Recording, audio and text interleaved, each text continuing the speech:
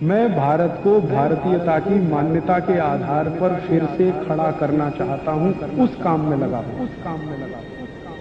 तो मैं आपको आपकी जिंदगी के लिए छोटे छोटे कुछ 4 नियम बताना चाहता हूं, और ये 4 नियम का पालन आप सब करिए। मैं आपको विनम्रतापूर्वक लेकिन विश्वास से कहता हूं कि ये 4 नियम का जो भी पालन करेगा, जिंदगी में बीमारी और रोग उसको कभी आएंगे नहीं। आप भी अगर ये पालन करेंगे तो बहुत अच्छा होगा। मैं भी करता हूं मेरे जीवन।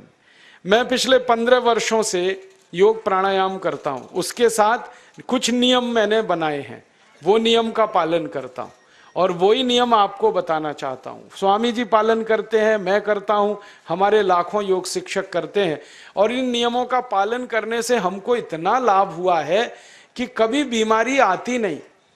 15 साल से मैंने हर बार मेरा बीपी चेक किया, नॉर्मल है, शुगर नॉर्मल है, ट्राइग्लिसराइड्स नॉर्मल है, कोलेस्ट्रॉल नॉर्मल है। पिछले 15 साल में कभी सर्दी जुकाम भी नहीं हुआ, गला भी नहीं बैठा, कभी हॉस्पिटल नहीं देखा, कभी डॉक्टर के पास नहीं गए, क्योंकि जरूरत नहीं पड़ी। और वो जरूरत नहीं पड़ी क्योंकि हम निरोगी हैं, स्वस्थ हैं। ये निरोगी और स्वस्थ होने के लिए आयुर्वेद की एक छोटी सी जानकारी आपसे मैं शेयर करना चाहता हूं। आयुर्वेद में ये कहा गया है कि किसी भी व्यक्ति को निरोगी होना है, रोग मुक्त होना है, तो अपने जीवन में 3 बातों का ध्यान रखे। अपना वात, पित्त और कफ, तीनों का संतुलन रखे। वो 3 तरह के दोष हैं हमारे शरीर में, वात, पित्त, कफ। आपने सुना होगा, ये त्रिदोष आधारित शरीर है।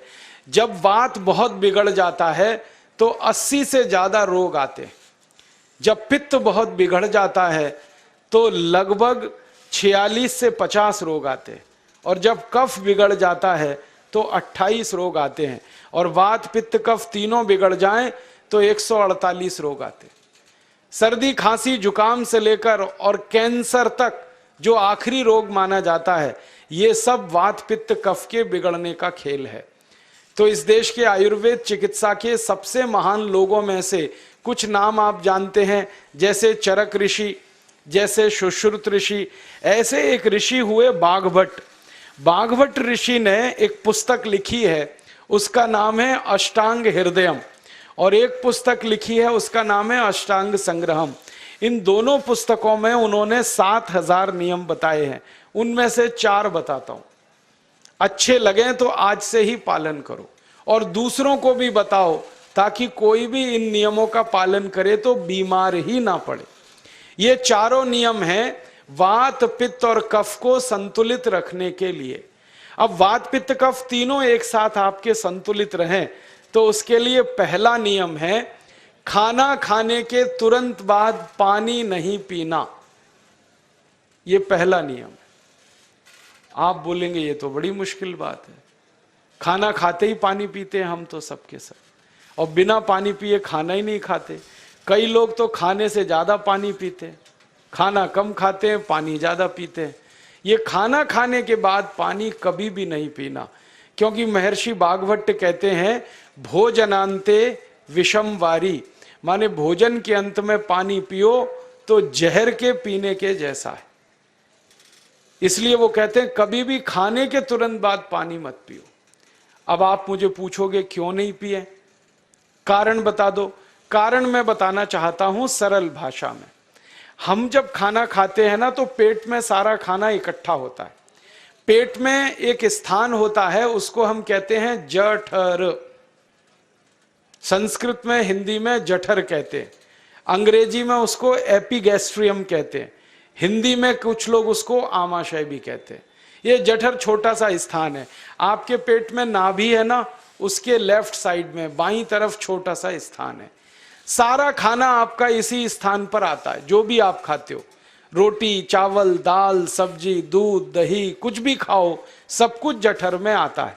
अब जठर में जैसे ही खाना इकट्ठा होता है तो उसमें आग जलती, और उस आग को कहते हैं जठर अग्नि।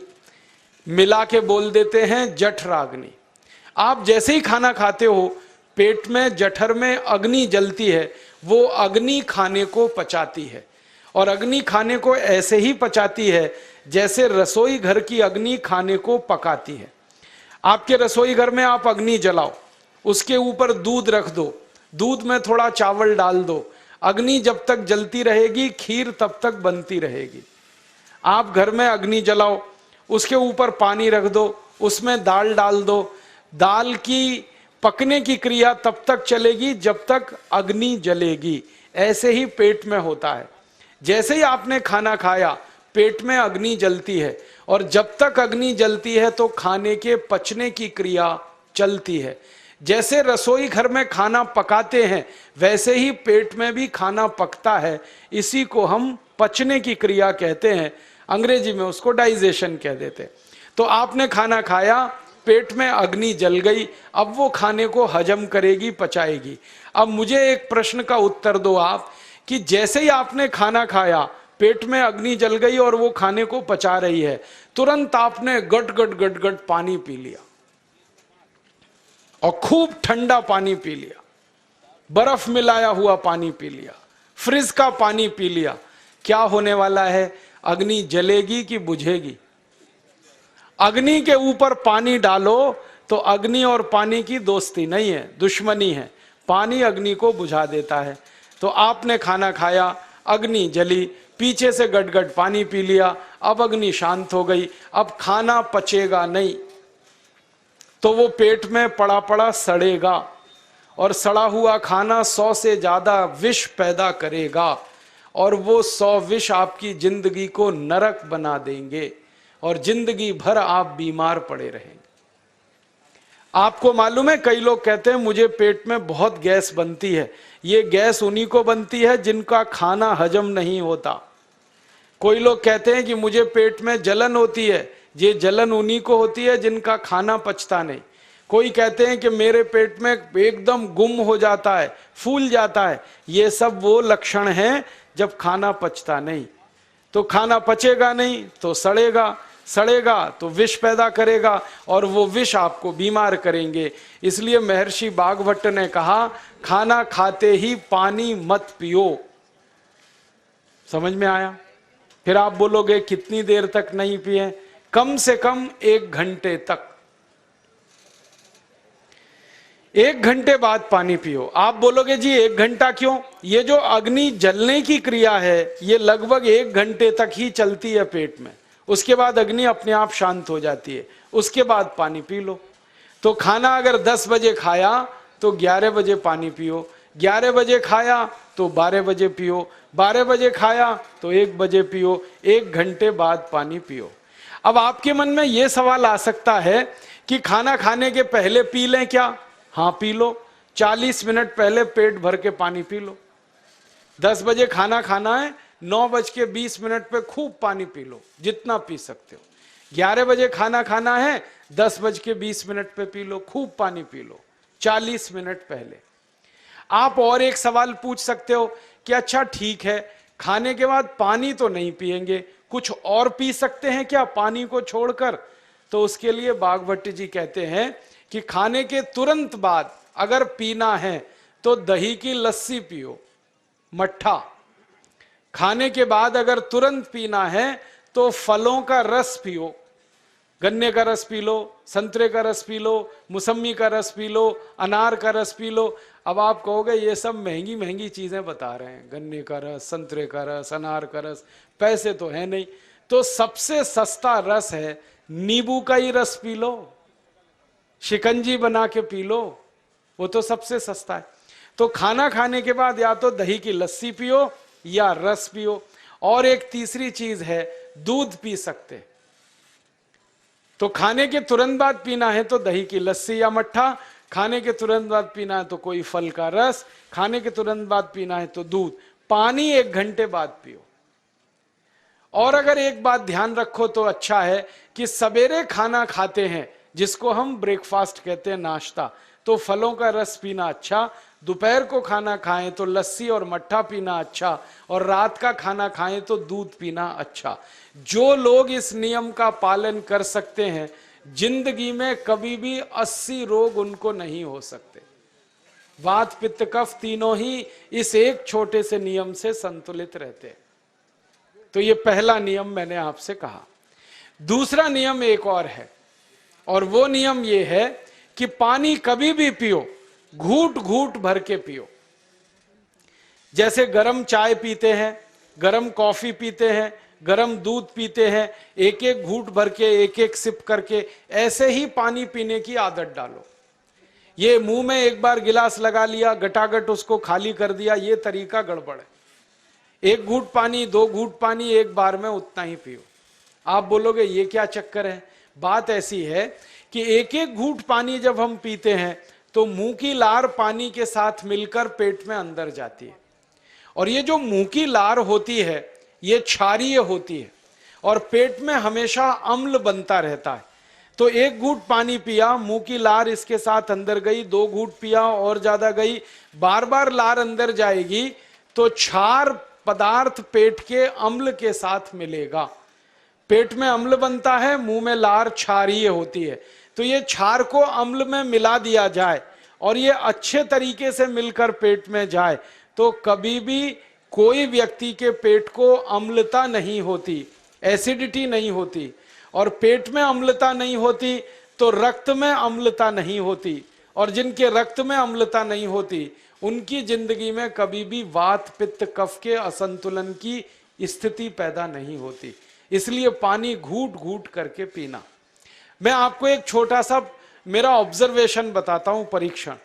आप भारत देश में या दुनिया में कहीं भी जाओ, मनुष्य को छोड़कर पशु पक्षियों को देखना शुरू करो, वो पानी कैसे पीते। किसी चिड़िया को पानी पीते हुए देखो, किसी पक्षी को पानी पीते हुए देखो, वो चोंच के एक बूंद ही के बराबर ही पानी उठाता है। एक बार में एक बूंद पानी लेगा, फिर थोड़ी देर चोंच चलाएगा, फिर पिएगा, फिर दूसरी बूंद लेगा, फिर चोंच चलाएगा, फिर पिएगा, फिर तीसरी बूंद। एक एक बूंद पक्षी पानी पीता है। कुत्ते को पानी पीते हुए देखो, चाट चाट के पानी पीता है। शेर को पानी पीते हुए देखो, चाट चाट के पानी पीता है। जितने जानवर चाट कर पानी पीते हैं, जितने पक्षी एक एक घूंट पानी पीते हैं, किसी भी पक्षी और किसी भी जानवर को डायबिटीज नहीं है, किसी को अर्थराइटिस नहीं है, कोई पक्षी ओवरवेट नहीं है, कोई पशु ओवरवेट नहीं है। वो सब स्लिम और ट्रिम हैं, क्योंकि वो इतने होशियार हैं कि पानी चाट के पीते हैं या घूट घूट करके पीते। अब मुझे ये हैरानी होती है कि ये पशु पक्षियों को कौन सिखाता है? वो अपने जन्म से ये ज्ञान सीख के आते, उनका कोई गुरु नहीं है, उनका कोई विद्यालय नहीं है, उनके कोई प्रशिक्षण शिविर नहीं लगते, फिर भी उनको इतनी अकल है कि पानी घूट घूट पीना। और हम ये मनुष्य जिनके इतने गुरु, इतने विद्यालय, इतने कॉलेज, सीखने वाले, सिखाने वाले, और हम मूर्खों के मूर्ख गटागट गटागट पानी पीते रहते। तो पानी पीने का तरीका बदल दो, घूट घूट भर के पानी पियो।